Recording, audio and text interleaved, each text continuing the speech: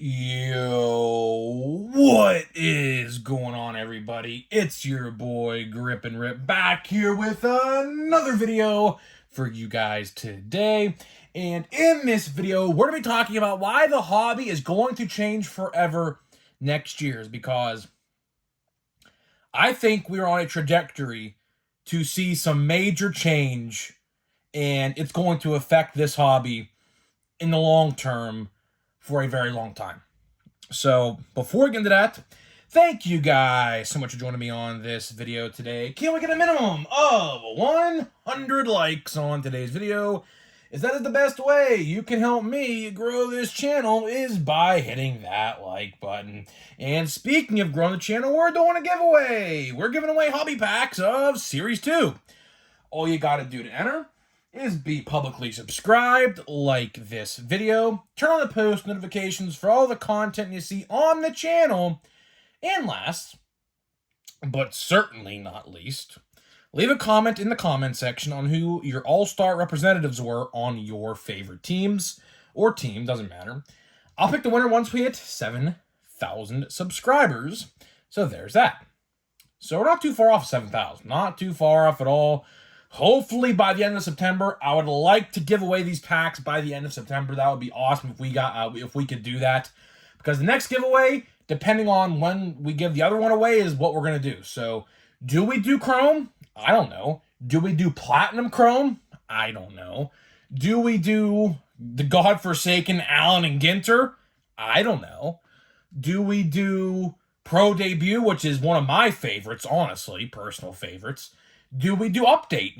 Do we do update Chrome? Do we do draft? I don't know. Just, the quicker we give away these, the quicker I'll have that plan. So, yeah. And, of course, one last thing, channel of the month. So, it's going to start tomorrow. I said yesterday it was going to start today. But, again, college is kicking my ass right now. Yeah, college is kicking me in the ass, to say the least, right now. It's only week 2. It's literally the end of week 2. I've been in college now for 2 weeks. And I'm in my senior year, but I'm going to go back for another 2 years after this one. But, man, oh man. The amount of work they put on you, the first week is, actually ridiculous. So, yeah.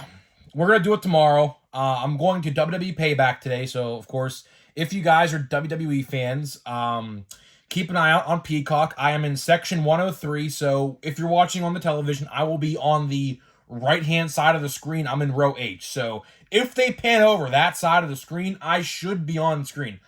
I'm only 5 or 6 rows up, so you guys know what I look like. If you don't, just go on my top 10 most valuables, and you could see me. I have a face cam on, so I shouldn't be hard to spot if you know what I look like. So, yeah. So, keep an eye out for your boy Grip and Rip at WWE Payback tonight, live on Peacock, 8 p.m. Eastern. I should be seen in the crowd. So, that's pretty exciting. My first ever WWE pay-per-view. I'm freaking excited. Great card. John Cena's going to be there, one of my favorites of all time. So, I'm super excited. So, yeah, Channel of the Month will start tomorrow. I'll watch them in the car while I'm going down to the stadium because I'm not driving to the stadium. I'm going with other people, so I'm not the one driving. So I'll watch everyone's videos in the car, and then I'll come to a decision when I do the other video, right? So there's that. So let's get into the topic of today's video. Sports cards. The future of sports card collecting. It's going to change. There is a lot of change on the horizon, I'm not even just talking Topps and Panini. I'm talking as an industry whole. There is a lot of change coming. And, some people, they like change. Some people don't like change. Some people are scared of change because, quite frankly, they don't know what that change is going to bring. And I don't blame you. If you're scared of change, I don't blame you. Because change... It is scary. Change is scary. Anytime you see drastic change, no matter what it is it could be food, it could be sports, it could be your favorite team. Let's say they traded away your favorite star players and you're in a rebuild. I mean, I'm a Pirates fan. I know a thing or two about that. So change is scary. I get it. I certainly understand it. And this change that is going to happen, like retail sports cards, you know, they're evolving right before our very eyes. Change, is subjective. A lot of people think of change, and you could ask anybody in the world, what they think of change. The meaning of change is very subjective. One person may think change means one thing, and another person may think it means something else. But the point is, it's really universal at the same time. Like, if you ask 100 people what the definition of change is, they'll all give you around the same meaning of something different, right? And like I said, people could be scared of change. I'm scared of change. Like if something like changes, like in my life, like, I'm kind of scared depending on what it is now, of course. Like, for example, like this just happened to me, right? I got a brand new chair, right, to play my video games on. And I really loved my old chair, but it was breaking down, it was broke. I was scared because the change of if I would like that chair. Like, I didn't go and buy it. My mom actually bought it. So I was actually kind of nervous whether or not I was actually going to like it because I never saw it until last week, until they delivered it to the house. So, that's change, right? And today we're going to be talking about change in the sports card industry because I truly, and I kind of referenced this just a little bit yesterday, not too long, but the sports card hobby as a whole is changing right before our very eyes. Some people are realizing it, some people are not realizing it, and I'm here today to tell you, whether you realize it or not, that it is coming. Change is already here. Some people see it, some people do not. And I'm not even just referencing the Topps thing, which that is the main premise of it, but sports cards as a whole, from Panini to Leaf to Upper Deck to Topps, it's all changing across the board, And I even said this with retail sports cards. This is a good segue, I guess, into portion number 1 of this video. Retail sports cards. It's crazy, right? So I went to a Walmart and Target today. Surprisingly, I saw some stuff at Target, but it wasn't what I was looking for. No chrome, no platinum chrome. I found this Leaf Legends of Wrestling set. It was a $30 blaster box with a guaranteed auto. I got a crappy wrestler auto that was literally $2 on eBay, and I was like, well, that was a waste of $30. So yeah, don't be me. And it says you can get Hulk Hogan, Ric Flair, Chris Jericho, John Cena autographs in the box. Ha ha ha. Yeah, well, they don't tell you the other people in there that are $2 a piece on eBay, but that's aside the point. But yeah. So, didn't get to find any chrome today, didn't get to find any platinum chrome today, unfortunately, which is very disheartening, because, like, sooner rather than later, these cards are going to stop being stocked, and I'm going to be like, well, what the hell? Like, I need to, like, get these boxes, but here's the thing, like, I have so many cards to open, and there's so many new boxes of cards coming out, like, for example, Bowman Chrome Monster boxes should be out the 3rd week of September, around the 20th of September, about, give or take. Pro debut, about 6 weeks away, unfortunately, still. So we still have a little ways to go on that one. But there's a lot of good sets coming out, like Stadium Club. Stadium Club is supposedly coming out the same day as Pro debut, which if that's the case, that's a freaking terrible idea. So I really, really hope that changes. Obviously, that'll come up to Topps. That'll be up to Topps to figure out what's going on there. But, a lot of good stuff's coming out. So I really don't have, any worry anything like that on that end. But let's talk about retail sports cards. Because retail sports cards, my brother even said it best. Like, the amount of retail sports cards at this Target today, I didn't get to take a thumbnail because there was like 3 or 4 different other guys in that section, all looking at the same time. And like, there's one guy literally, like, he plastered himself literally, like, on top of the sports cards. I kid you not. His stomach was literally, like, probably 2 inches from hitting the shelf. Like, he was that close to the section, like, the aisle itself. So, I couldn't get a photo because he was, like, trying to hog up the place, which, I mean, I don't know why. Anyone could have gotten literally anything they ever wanted to because there's so many of them and so much of it. So, like, my brother made a great point today. He said to me, you know what? I'm tired of buying retail sports cards. I'm done buying retail sports cards. There's so many here the odds are so bad and they're so expensive. And I said, well, at least understand where I'm coming from when I talk about them. My brother, I don't think watches my videos. I don't think he does. He never really tells me he does. I mean, I don't know. But it's funny, right? So other people, like, and I know other people think this way as well. Other people, even my brother, are like tired of retail sports cards. Like, the amount of them that just sits and the amount of them, like, again, I'll talk about this. The 3-O's. My favorite portion of discussing retail sports cards. The 3-O's. Overproduction, oversaturation, and overpriced. That's that simple. It's literally that simple. I could end this video right now if I wanted to. It's that simple. The 3-O's.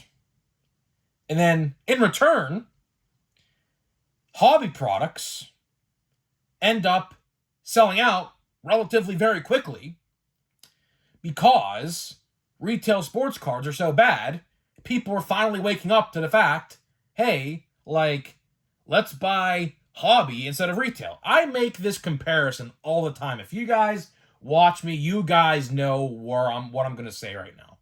I always love to use this comparison because it just sticks so true. This statement could probably stick true for another 50 years until they change the retail and the hobby formats, which I don't even know if they'll do or not, but who knows? If retail product don't sell, and I'm not even talking just baseball, I'm talking football and I'm talking basketball. I see it all over the place, like draft picks football, draft picks basketball, and everything like that. It doesn't sell. Score football, another one. It just does not sell. It just doesn't sell, right?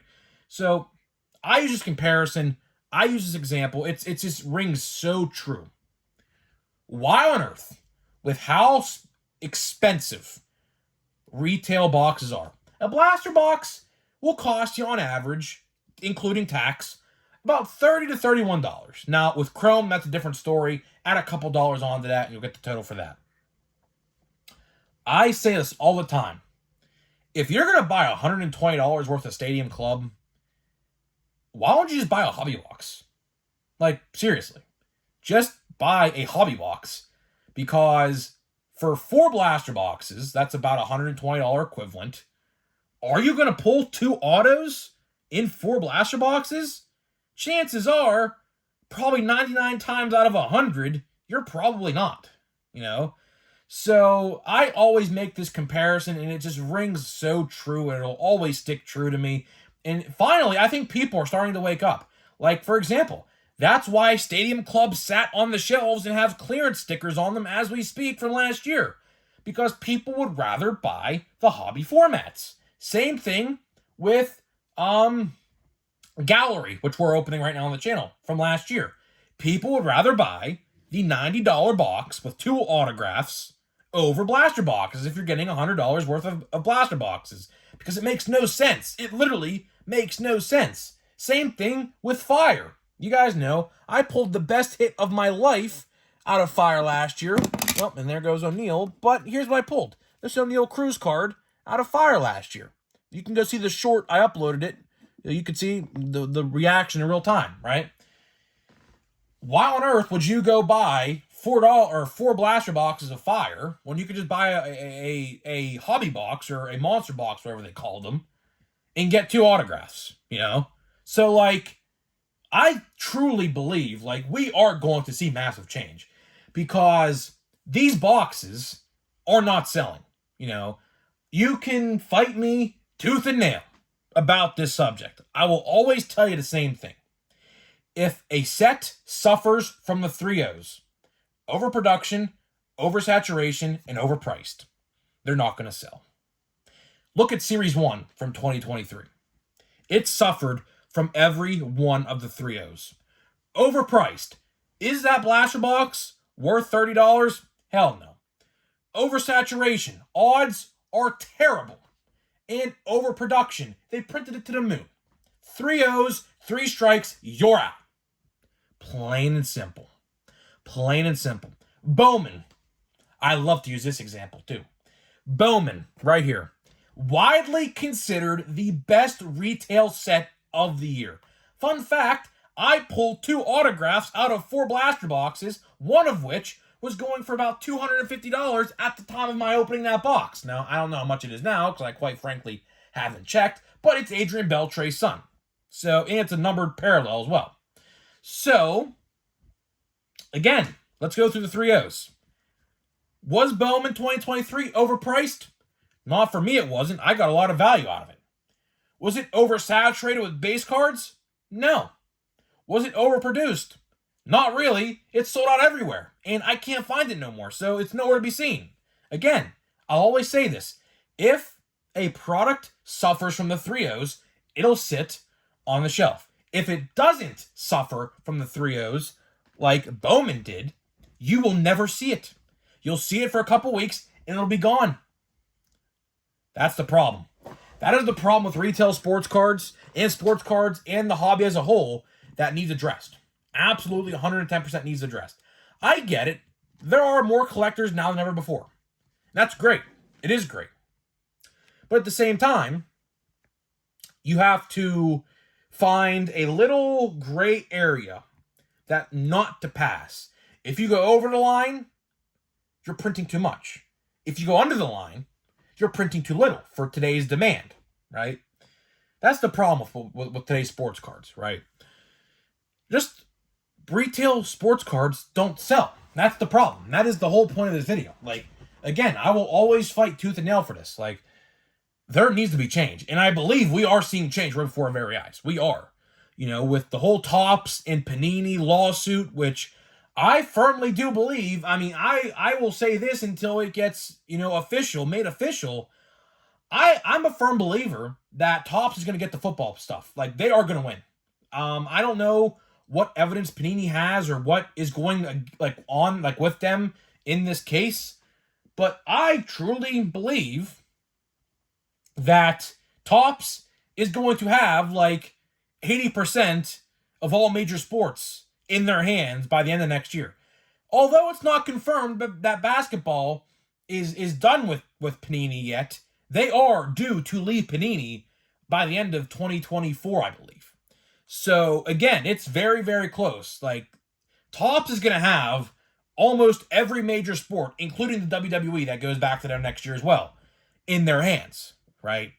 So, we have to prepare ourselves for a world full of Topps just command in the hobby, because Topps is going to have the hobby in their hand. With this football license that they are practically in possession of already, hell, they can make football cards right now as we speak, and no one will bat an eyelash because legally they can do that. But for some reason, a breach of contract happened, which I still don't understand that either. Panini is most certainly suing the NFLPA. They already kind of said that a week ago when he read that article. But for the time being, Topps can print football sets with active players, no logos though, for now, and put them out. So, we are really seeing a revolution in the hobby. I said this yesterday's video, and I'll say it again to wrap up this video. We are seeing unprecedented times in this hobby. No one, no matter how old you are, where you came from, where you grew up, can predict where this is going. This is a very unprecedented time in the hobby of sports cards. No one has seen anything like this. There is a similar lawsuit in the 80s involving, I believe it was Leaf and Topps. I know Topps is definitely one of the people in the lawsuit. I believe the other one was Leaf. I could be wrong on that. But either or, there was something very similar to this that did happen. But, this is a whole different beast because we have licenses involved. They're both suing each other. It's going to be a mess. Next year, and I haven't said this in yesterday's video, is production going to be dropped on Topps next year because of this lawsuit? I genuinely think it's going to be. I genuinely think it's going to be. I don't know. Obviously, I don't work for Topps. I don't work in their office. I don't work in their printing plants. So I couldn't tell you, right? But what I do know is we are in a very unprecedented time in this hobby. And it's going to be interesting. You know, I mean, I'm interested to see how this ends. You know, I don't know about you, but the article we did read about a week ago, it said the war of sports cards is on. And that was the end of that article.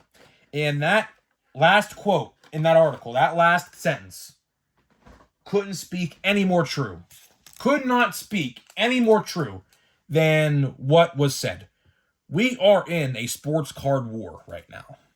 And it's only going to get better or worse, depending on how you look at it, next year. Next year is going to be crazy, man.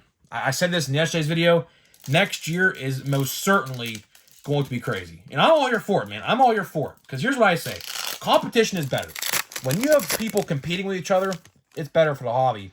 And anything. You know, WWE, AEW, Marvel, DC, you know, Call of Duty, like Battlefield, Fortnite, you name it. Competition is better for the consumer because competition drives sales and better for the customer. So let's see here what we got. We have 3 Legends, looks like. I don't know. I mean, those are Legends cards. Like, you could tell because they have a different border. So we have Hank Aaron. Hey, man, it's always cool to get a cool... We have a rookie, though. We do have a rookie. What is this?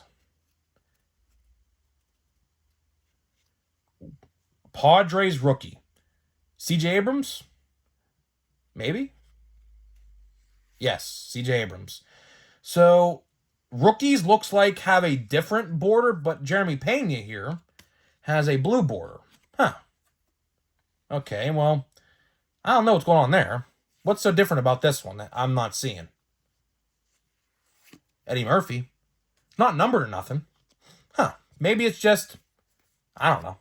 I don't know. Ashby. Jordan. And that was it. That was it. The pack was okay. A lot of Hall of Famers, which I will gladly take. I love getting Hall of Famer cards. Never will turn down a good Hall of Famer card, ever. So, with that being said, thank you guys so much for joining me. Going to try to record tomorrow's video today, hopefully. If not, you may be hearing voiceless Grip and Rip tomorrow, because my voice is definitely going to be gone. So, guys, with that being said, let me know what you think about the future of the hobby. Are you concerned about it? Are you happy about it? Let me know what you think, and I'll see you guys in the next video.